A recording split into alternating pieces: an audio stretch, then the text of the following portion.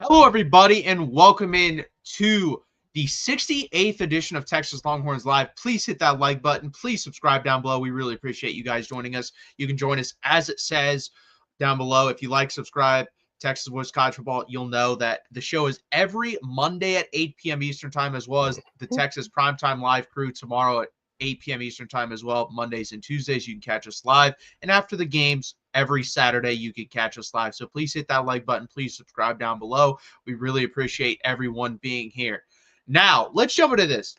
Should Texas run more no huddle? We talked about that a little after the game, on top of a couple other things we think they can do better. But let's start off with that. Gerald, do you believe Texas should run more no huddle with this offense?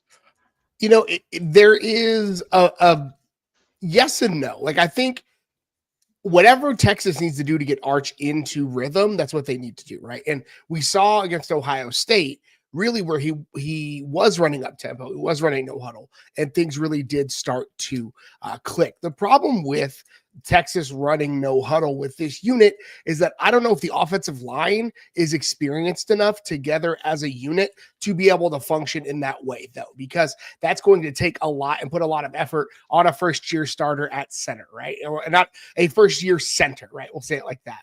It's going to put a lot of emphasis and impetus on those guys to be able to communicate and be cohesive. And so I think it would help Arch get into rhythm, but I also think you have to be wary and leery of putting the offensive line in position to struggle, because I think that's the big thing that comes up. It's kind of often overlooked when you talk about no huddle schemes, is that your center and your offensive line are really having to just call out their coverages or call out their blocking schemes at the line. And so if you asked me this question last year with Jake Majors, fifth-year starter, absolutely, right? I have zero issues with that. But I wonder now, with the turnover there, with the offensive line seemingly still trying to find its rhythm as a unit, I wonder if they are, if that would be a positive for that group. Would it be a positive for Arch? I think he'd probably get into rhythm, but I think it's kind of a robbing Peter to pay Paul situation. No, I think that's perfectly fair, and I think it's an interesting conversation to have because there is something lacking with this team. But what I noticed versus Ohio State, like you said, and versus San Jose State is this team is kind of like a running gun, like basketball team is like how I want to compare them to. Like once they get into rhythm, they're really good. But if you saw, there was that pocket of game where 10 to 12 minutes, I thought they played very well offensively because it was kind of complementary football. Defense would turn them over, they'd get in rhythm, score. Defense turn them over, get in rhythm, score. Take big shots down the field, catch it, score. And then the rest of the game before that and after that wasn't good offense from Texas at all. So I think that's something we need to figure out. I don't know. For certain players, I think it's different. Like Ryan Wingo. I think Ryan Wingo is a really good athlete. I don't know if he's not a really good receiver at this point. So can you get him the ball with reverses, end arounds, those screens, get him in the rhythm early, get him some confidence early. Same with Arch Manning. Steve Sarkisian talked about that. Run the ball with him early, specifically, get him hit, get him into rhythm, get his confidence going.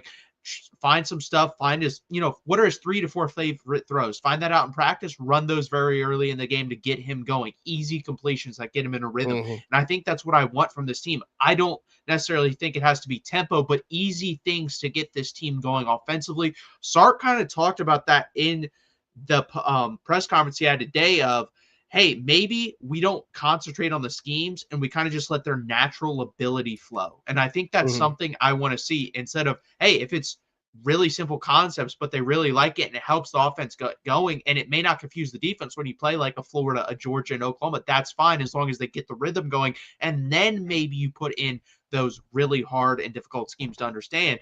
But something has to get going because you can't have this problem, or if this is going to be the problem, if hey, this is a defensive football team, then just be fundamentally sound, which is clean up the penalties, convert third downs, and run the football very well. I think we do one of those things really well, but we don't play fundamentally sound football with penalties and converting third downs. We're actually 121st third down offense right now in the country. That ain't going to get it done. That is horrendous offensively. So those are some things as well that you can work on, in my opinion. And I love that you mentioned Ryan Wingo and getting him into action. And, I don't necessarily think you need to confuse defenses. If you can get Ryan Wingo into a one-on-one with a corner or a linebacker, he wins that 9 times out of 10, right? Texas, only 11 of Arch Manning's 30 pass attempts were 5 yards or shorter. So less than half of those. I wonder if it's a situation where instead of having Ryan Wingo, who struggles, I think, a little bit with his route running, a little bit with the concentration. I think Arch is having a problem finding the right spots to put the ball to him. I wonder if it's as simple as give Ryan Wingo a couple of bubble screens and see if he can make 1 or 2 guys miss. I think about that opening play against OU a couple years ago with Xavier Worthy, right? Those kinds of plays are the kinds of plays that I think Ryan Wingo is probably set up to make, where if you have guys on the outside that are willing to block, like a Parker Livingston Stone, we still have controversy around how you say his name, but that's not a conversation for today, right? If you have guys like that, if you get an Emmett Mosley back, or if you even split out a Jack Endries right there, and you have those guys blocking, and you get Ryan Wingo in a bubble screen, in a quick out, and get Ryan Wingo in a one-on-one with a linebacker, with a safety, he's going to win that and get you some extra yards. And it's kind of like in basketball when a player struggles to make baskets, and then they get to the line, they hit a couple free throws, they see the ball go in the hoop, and the lid kind of comes off of the basket.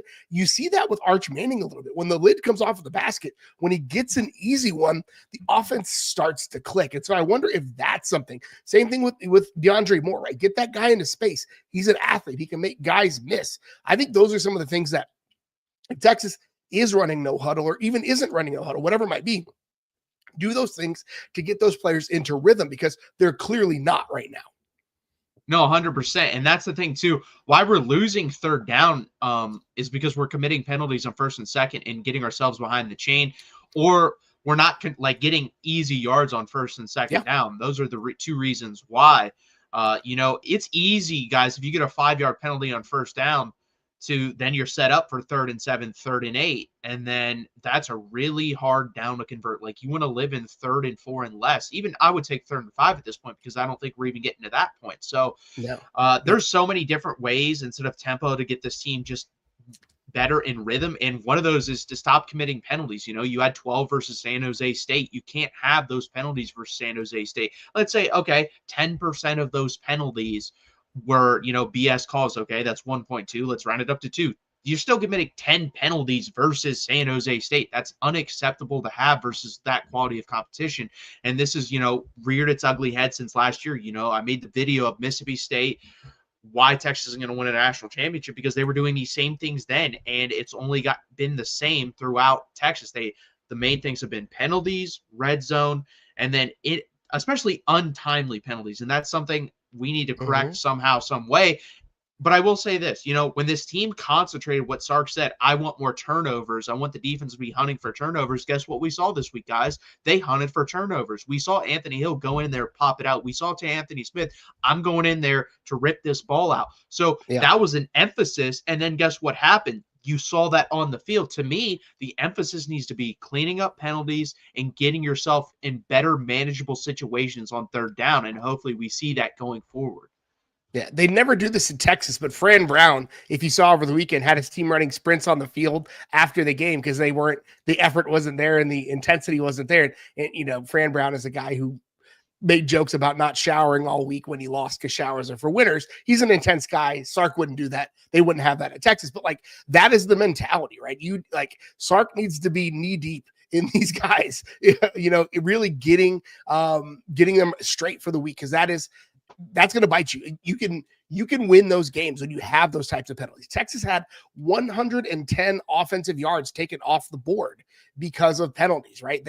Luckily, Texas was able to score a touchdown, but the one time they were able to get the 1 yard they needed in the red zone, Texas had a penalty taken off the board. Thankfully, they still got the 6 on that. But those are the types of things that, when you're playing Georgia, when you go to Florida in a month, right? Those are the things that are going to cost you again. Maybe not Florida based on how they played against USF, but again, we'll preview that in a couple weeks. But still, those things are going to cost you and get in the way of what you're trying to accomplish. I think that the costly penalties, the untimely penalties, and just the self-inflicted wounds. Texas shoots itself in the foot quite a bit.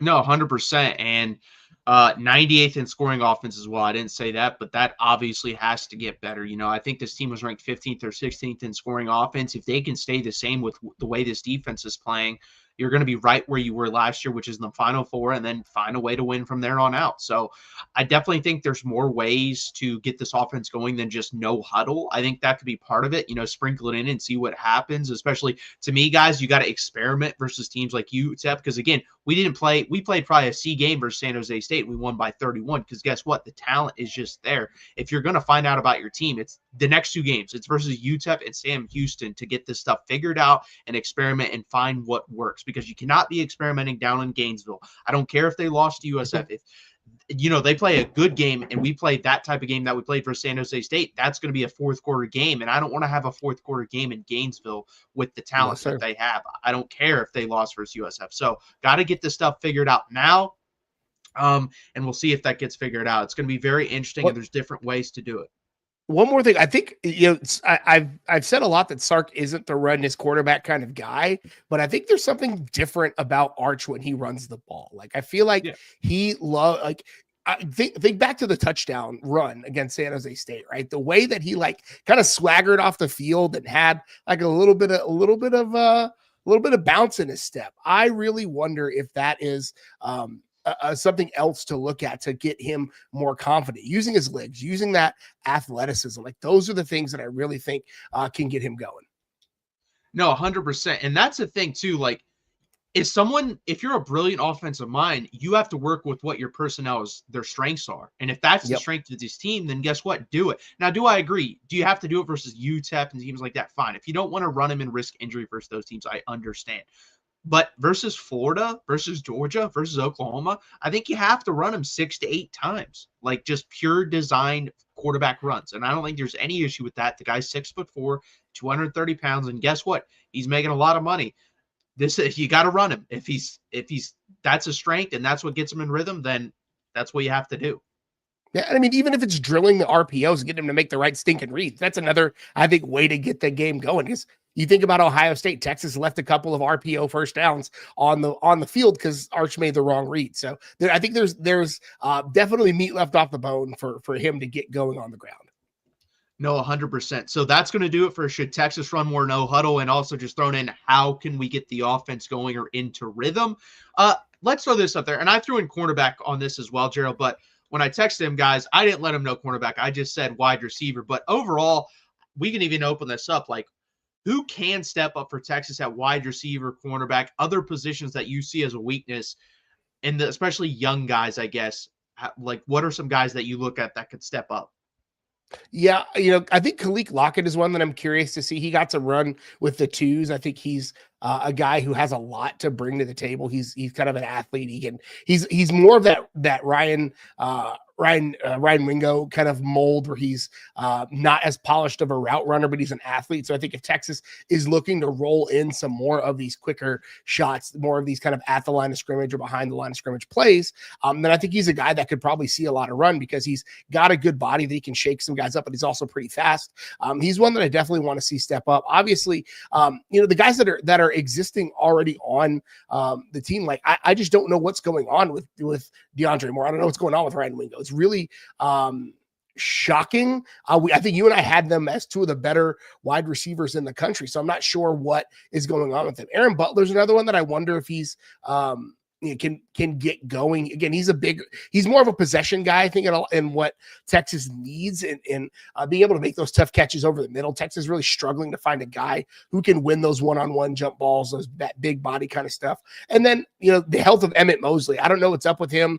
I'm not sure if it's going to be another situation where a transfer comes in and then doesn't see the field because of injury. That would absolutely suck. But he's a guy that I think if he gets healthy, he adds something that this wide receiver unit doesn't have, which is, again, that big body possession guy, kind of go up and get it, go up and fight for the ball, which is something that I think will also help with Arch's confidence. No, 100%. I don't disagree with that. Khalil Lockett, been a big fan of his. And I think, listen, we know what this guy's strengths are. Again, getting back to knowing your personnel strengths, why don't we try to use him as a red zone threat, big body threat? Because yeah, we scored in this game in the red zone, but we also turned the ball over and we got a touchdown taken off the board. So if you can use them inside the 10-yard line, use them inside the 10-yard line. A guy like Dalen McCutcheon was a guy, out of camp. That's the name we heard. That was the main freshman wide receiver we heard. He only has 2 catches on the year. I think open it up for him. And I know Sark wants to see these guys do really well in practice and then it translates to the game. And I agree with that. For 90% of players, that is 100% true. Guess what? If that's true for 90% of players, there's still that 10% of players where they may not be practice guys, but they play really well during the game. So I'd like to see more guys get the opportunity. I'd like to see Jamie French get the opportunity. I'd like to see more of Khalid Clockett get the opportunity. I'd like to see Aaron Butler get the opportunity because maybe they will surprise you in that game. One of the best players, if not the best player in Texas history, is Vince Young. And we heard this from Mac Brown. He was not a good practice player, and that was hard for them to trust him. Well, guess what? He was a damn good player on Saturday. So why don't we trust some of these guys, especially, again, against UTEP, against Sam Houston? If they're, giving effort in practice at least, reward them on the field. They may not have to produce in practice. They may produce in the game. So that's my opinion with Steve Sarkisian on that. And then at the quarterback position, because we talked about this, and I do agree, Jalen Gilbo to me is good on about 85 to 90% of plays. But you see him, we saw in the Ohio State game, got burnt. And that was only close because it was a bad throw from Julian Sand. But he was still Carnell Tate was still able to make the play over Jalen Gilbo. Jalen Gilbo got burnt 2 to 3 times in this game, and the football was not placed where it needed to be. Otherwise, we're talking about 3 or 4 completions of 20 to 30 plus yards in this game, and we're looking at it differently. Everyone else seems to be doing their job, but that second cornerback position is getting picked on a little bit. I think Grayson Littleton got beat a little bit as well, but again, that's a totally different thing. This is a true freshman. He's allowed to have that once in a while. I'm fine with that. So who do you think could step up there? Is it a Cade Phillips? My suggestion was sliding a Grayson Littleton outside and then bringing Jelani McDonald down in the nickel position. Who do you think could step up out that other cornerback position? Yeah, I also wonder. I like the Jelani McDonald moving him down because then you have like Xavier Fills and me kind of step in, or Derek Williams step in at that other safety spot. Because I think you're right. Jalen Gilbo has had some pretty big lapses and pretty sticky situations that he's gotten himself into. Because, and even, Kobe Black is another one that I think could probably see some run. He's had some misses, but I also think he's a guy who probably wants to get,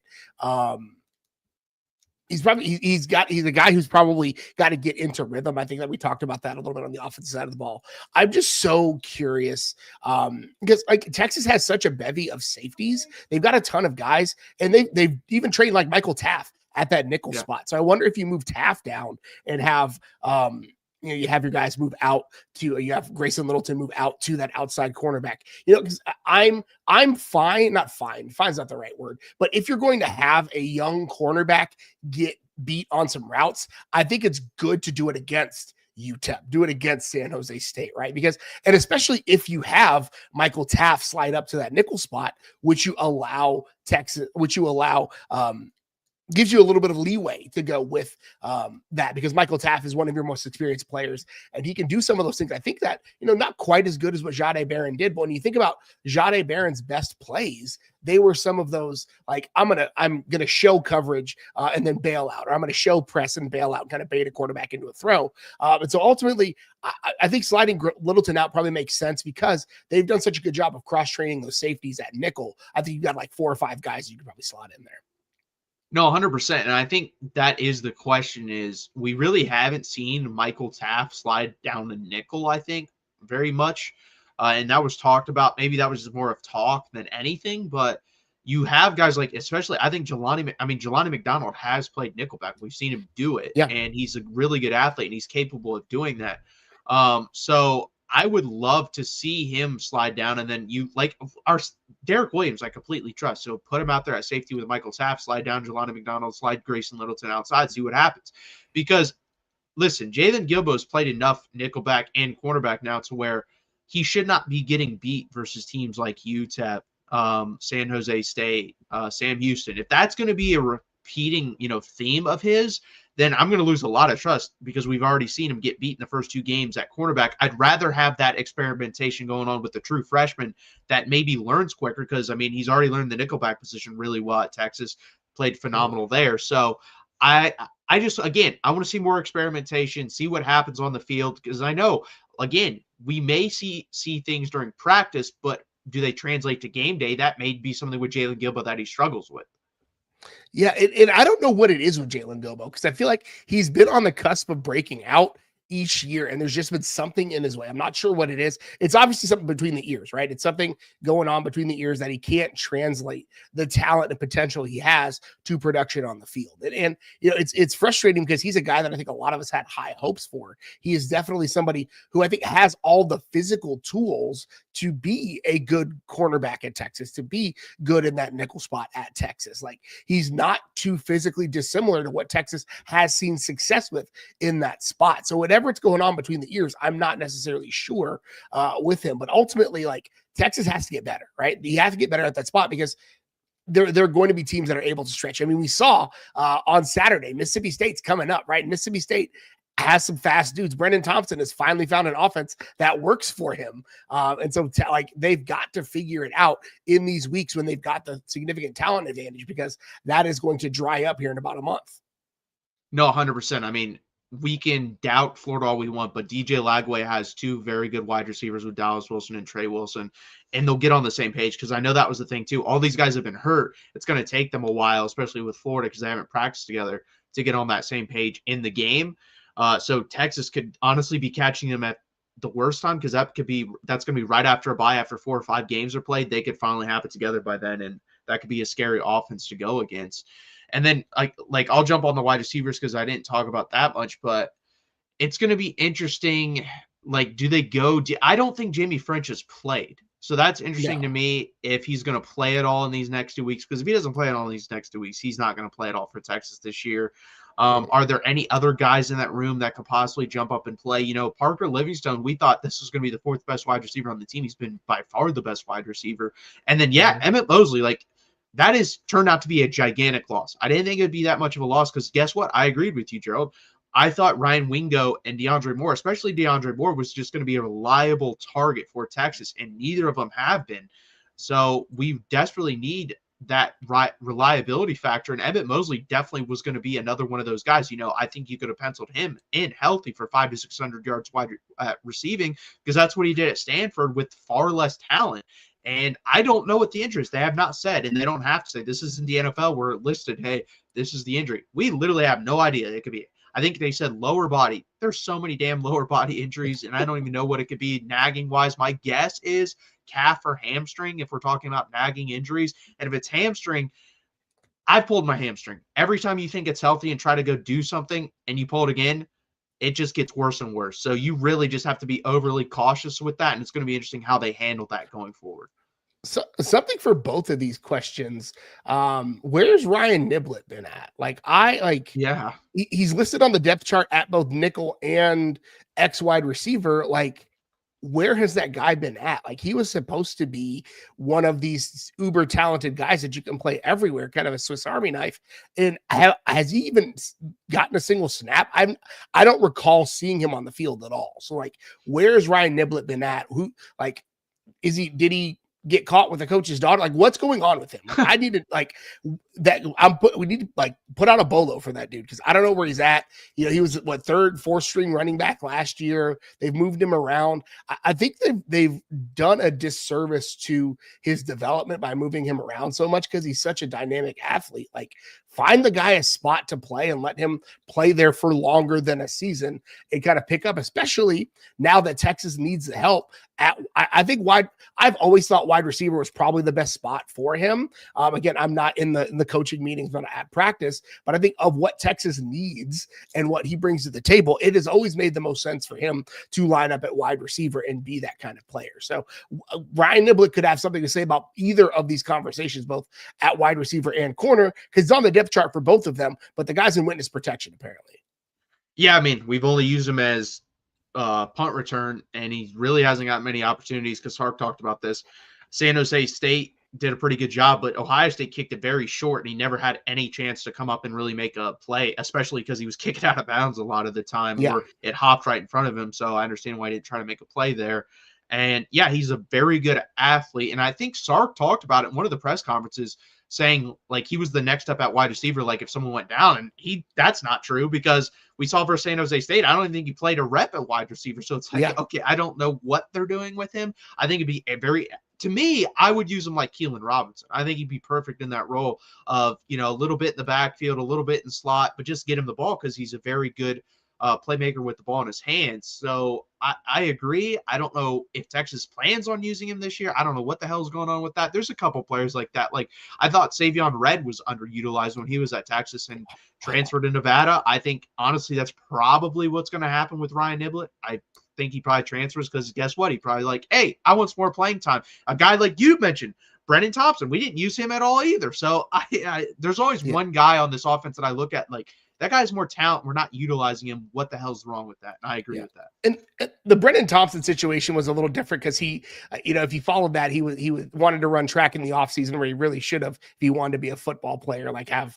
needed the development in the spring season. So that, but like again, Savion Red was a guy that they should have had him. He played quarterback in high school. Why was he not your Wildcat quarterback more often? Why did you not give him more looks? Again, we could relitigate that, but ultimately, like I want to see Ryan Niblett somewhere other than returning punts. Like that's just a waste of his talent. No, I completely agree. So before we get into UTEP preview, guys, if you know anyone that would like to sponsor any show here at the Voice of College Football, it does not have to be the Texas channel. It can be any channel on part of the brand at the Voice of College Football to get your business, product, service, or personal brand to the next level by partnering with the Voice of College Football. You can email us at sponsorships@vocfb.com today. We really appreciate that. What you see on the screen is the Win Agency, which is sponsored with the Michigan channel last year, and they liked it so much they've sponsored with them this year. Please let us know again at sponsorships@vocfb.com today. We really appreciate with you guys doing that. Again, guys, please hit that like button. Please subscribe down below. It really helps out the channel and what we're trying to build here. We really appreciate it. We're also on Twitter right now, or X. Share it out there as well. It really helps out. And yeah, let's jump over to this UTEP preview. So UTEP comes in, guys, and I think it's really interesting because the quarterback here is Malachi Nelson. They are 1-1. I checked out Bill Connolly's rankings, which S&P Plus, which is super interesting just because he does every freaking college football team, not Division I, every team. So I think 761 teams. And UTEP is basically the same team we played with San Jose State. I believe San Jose State was like 118 or something like that. And UTEP is like 121. So we're playing the same exact competition here. So I'd like to see an improvement. Because we're basically running it back with the same type of team. Now, are they going to be run and shoot, throw it 40 times? No, they're going to be a little bit more pro style, but super interesting what we're dealing with here. Gerald, what do you want to see from Texas versus UTEP? And do you think there could be any problems UTEP gives us that, we're kind of scratching our heads, kind of like San Jose State was able to expose the second cornerback position?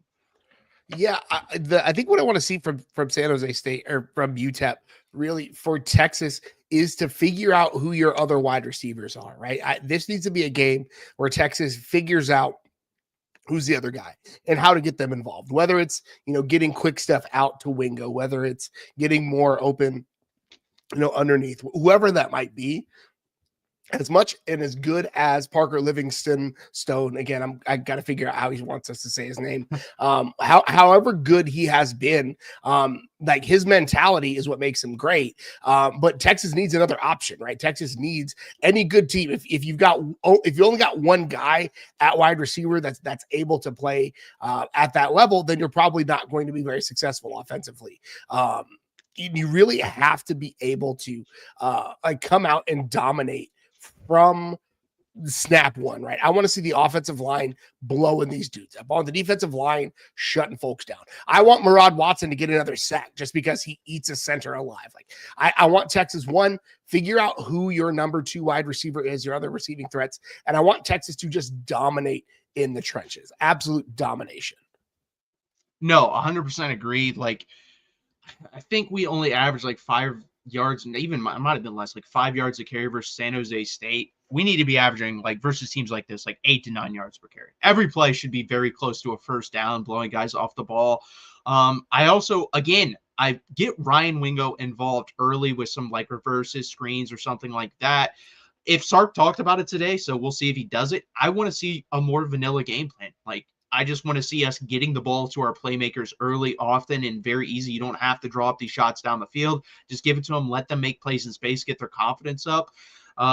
I'd like to, obviously, we need to see more sacks. Like 1 sack versus San Jose State. When they are a drop back team going to throw it 40 times, guess what? You should be getting more sacks than 1. Now, will they? I don't think UTEP's going to throw the ball 40 times. Maybe they do. I'd like to see us get more than 1 sack. Like, I'd like to see 3 to 4 sacks, because I do think that is the strength of this Texas team. We talked about one of my hot takes. I didn't think it was a hot take. I thought we'd have 5 guys with 5+ sacks. If we don't start eating sacks versus UTEP Sam Houston, that's not going to happen. You know, Colin Simmons only has half a sack on the year, and he has, I believe Sark said it today, is the most penalized player in college football. There are 3 guys on our team right now that I think are doing a lot of thinking, and they're not just naturally playing football. It's Arch Manning, it's Ryan Wingo, and it's Colin Simmons. I think there's been a lot of pressure put on them, as there should be, because they're 2 or 3 very highly touted, very good football players that I think 2 of them are going to end up as first-round picks when they leave Texas. You just got to relax and start to play your game, because your game is good enough. You don't have to do better than that. Colin Simmons, just play what you did last year, and with the opportunities you have this year, you're going to fall into 12+ sacks, because that's how good of a football player you are. So stop pressing and just start going out and making the easy football plays, and that's what I want to see, number 1. Number 2, penalties have got to stop. I don't want to see any more than, I'll give you 1 a quarter. Can we go 4? Hell, I'll even take 5 at this point. 5 penalties. That's my number. 5 penalties or less versus a team like this. Like, guys, you on the offensive line, you don't have to hold. You're the better team. Just stick with your fundamentals. If you do that, you'll be fine. They don't have some big mauler up the middle. You'll be fine. They don't have some great pass rusher. You'll be fine. When the ball's in the air, cornerbacks, you don't need to hold. You'll be fine. There wasn't that much of that, but a couple times, like the Kobe Black one that he got mossed on, he could have been called for that, because he did not turn his hand around and he was pushing the guy. So turn your head around, stay with your fundamentals. It is good enough versus teams like this. So that's what I want to say. I just want to see a clean brand of football. Yeah, and I also think Texas needs to improve on 3rd downs. That's another thing that I want to see. And ultimately, I say improve on 3rd downs, and I think that goes with your penalties, cleaning up the penalties. Texas had an average distance to go of 9.7 yards on 3rd downs, which is absolutely ridiculous, and goes to holding. It goes to illegal chop blocks in the red zone that you don't need to have. All of those things play into the fact that Texas basically had the entire chains to go on average on 3rd downs. And so if you're at it just the pendulum swings way in the direction of the defense when you have that much distance between you and the 1st down. So ultimately, like, your 3rd down success happens on 1st and 2nd down. So if you clean up those penalties, if you run the ball successfully, I don't need you to get a 1st down every 1st down, but if you can get 4 or 5 yards on a 1st down run or a quick pass on 1st downs, that puts you in better position on 3rd down. So ultimately, like, this should be a flat track bully game. Texas should be able to lean on UTEP and could sleepwalk through this one and win 45-0. Like, that's how it should go. No, 100%. And so you have to let lower teams know immediately you don't belong on the field with us. I agree. And we didn't do that versus San Jose State. Like, were we ever going to lose that game? Because it's San Jose State. But you allow them to hang in these games, and if they hit one of those passes down the sideline, they could have been up in the game and feeling themselves versus Texas, and you don't want lower teams like this to do that. So this is another thing, too. So we talked about getting off to a faster start. Both the games have been at, 11 Central Time, body time clockwise, or actual time in Austin when we played it down in Texas versus San Jose State. This game is at 4:15, 3:15 Central. That is not an excuse. So if that I can give that excuse. If you want the best case scenario, that's what that was. That's the best case scenario. We'll know after that this game if that's the case, because there's no excuse. You're playing, in my opinion, at the best window of a football player, what they want to play at. You don't have to wait long, and you don't have to get up early. It is 3:15 Central Time. You should be ready to go by kickoff. So I want this game to be 21-0 at the end of the first quarter, 31-3 at halftime, like something like that. If you're giving me that, that is perfectly fine. If we don't cover the spread, which is, I'm looking at it, it's 41.5, so a little bit more than San Jose State, I'm fine with that. But I want you to come out and establish dominance early versus a bad football team, because that's what this is. If you're not a top 100 football team, you should be getting blown off the field. You should be doing what Oregon did to Oklahoma State, which I believe Bill Connelly had Oklahoma State, which is crazy to think about, as the 80th best team in the country. But honestly, that's probably what they are. They're probably like the 70th to 80th best team in the country. And guess what Oregon did to them? They were up 21-0 with like 7 minutes left in the first quarter. So go in there and establish dominance and blow these teams out. Yeah, I mean, and 6 touchdowns is always a lot to ask from covering a spread, but ultimately, like, I think Texas is 6 touchdowns better than UTEP. Yeah, I absolutely do think Texas is 6 touchdowns better than UTEP. Now, again, that's why you don't play games on paper, but ultimately, like, Texas should have a comfortable lead by the end of the first quarter. Like, this should be a snoozer for you. This should be a pad statting game, right? These are the games that when you have, like you mentioned, a double-digit sack season, that you have 3 sacks in a game, or you have that situation where you're padding your stats. These wide receivers should put up numbers. There's an opportunity for Texas to right the ship and to kind of get some of its swagger back. Like, you should send UTEP back to El Paso very, very sad. No, I agree. So let's predict this game. Texas is giving 41.5 points. The over-under here is 50.5. Gerald, do you think Texas covers this week? It's, again, 6. I said last week that 5 touchdowns was a lot. 6 touchdowns obviously is more than 5. I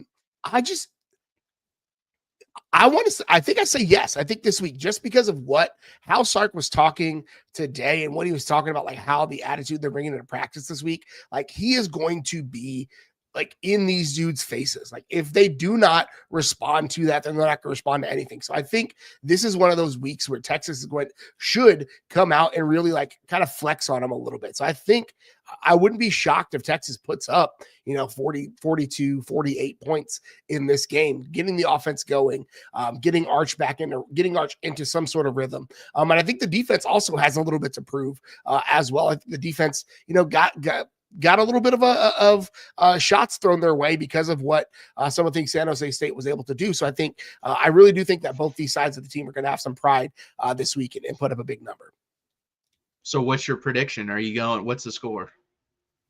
The score, I think I'm going to go, I'll go 45-3. Okay, 45-3. So you're barely taking the cover here. You would take the under. I want to start keeping track of these. I think we're 2-2 both on the season from Ohio State and San Jose State. And I agree with you. I think we do cover this game. I'm going to go 56-10. I think we come out a little bit more ready to play. And I agree. Sark seemed like he's getting after him a little bit more this week. So I completely agree that we cover. I'm also taking the over. So that's the only thing we differ on here. So we're on the same page there. You know what? I was looking at these. I'm going to throw a couple more games at you. Just get your feel on these. Let's do it. I was looking at it. I'm not prepared for it, but let's do this. Yeah, I'm the same. This one shocked me because I actually took Tennessee to win this game preseason when we gave our overall predictions. And this line was 7.5, Gerald. It is 3.5 now. Tennessee is only underdogs by 3.5 points versus Georgia. How do you feel about this game? This is so, because Georgia hasn't been Georgia this year. Like, it just hasn't been. But also, like, does Georgia lose to Tennessee? We haven't seen that happen. I struggle predicting Georgia's downfall because every time you predict it, they end up winning the conference. So, these are the line was at 3.5. Yeah, that stinks, man. That's such a weird line. I think I'm still going to go Georgia. It's hard for me to bet against Kirby Smart. I don't think you'll ever go broke betting on Kirby Smart. No, I don't disagree with that. And my preseason predictions were really good last year, and I should have followed them through the year, just like tracked them. So far, I picked Kentucky to beat Ole Miss preseason. That did not happen, even though that game was close. I took Duke to beat Illinois. That game should have been close, but Duke decided to throw 4 interceptions, turned the ball over 4 times. I'm going to stick with it. I'm going to take Tennessee to just win this game outright. So I'm taking the 3.5 points. I don't love it. but this line, we just learned today that Tennessee's 2 starting cornerbacks are out for this game. This line is at 3.5. Why is this line at 3.5? That makes no sense. So I'm going to take Tennessee. I freaking hate the pick, honestly, but I chose it preseason, and the line moved after knowing all this information. I'm taking Tennessee to win the football game. I think it's fair. Next up, we'll do 3 games total. South Florida versus Miami. So South Florida is plus 17.5. That seems a lot after coming off a win versus Florida. Miami's a good team. This line kind of also stinks to me. I'll start out with this. I think Miami, Florida is going to beat the ever-living you-know-what out of South Florida.